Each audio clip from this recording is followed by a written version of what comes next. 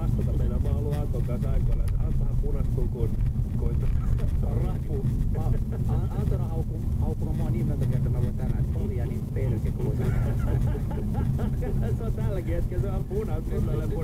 Nyt mä kuitan, mutta Kevin, sä oot käynyt saunaa, niin miltä on tuntunut, kun siellä tulee lämpöä? Pyritäänkö sut niinku savustamaan ulos savusaunasta? Mä sanon siis niinku kyllä varmaan paljon tummaihoisia tai ulkomaalaisia Suomessa tai tummaihoisia, jos puhutaan nyt maahanmuuttajista, jos puhutaan vaikka Alis ja Hususta ja Meitsistä, niin mä oon käynyt varmaan enemmän kuin tein saunassa. Se oli vitsi.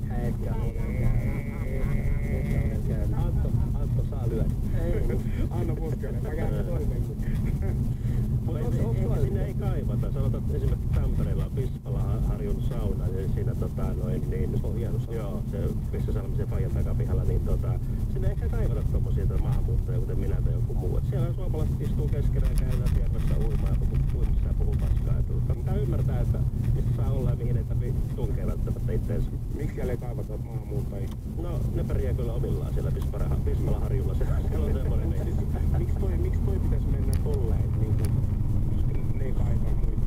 Jos Suomessa on 500 000 kesämökki, niin jätä nyt perkele sen Pispalaharjun saunaan. Ja tää yksi paikka, missä on ollut.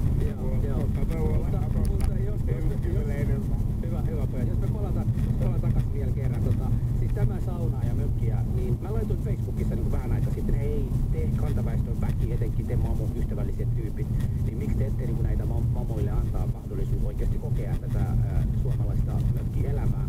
Ja näin on niin alkanut tulemaan. Ja mä oon myös niin saanut maahanmuuttotaustaisista nuorilta monet, esimerkiksi nyt Norjasta muuttanut ystäväni, joka on naimisissa Suomessa, on lähettänyt mulle viestit, että Husu, sä oot lähettänyt tämmöistä, mutta koska sua tunnetaan, sä myös pääsit, niin miten minä voisin kokea tällaista kokemusta. Ja en mä silloin osannut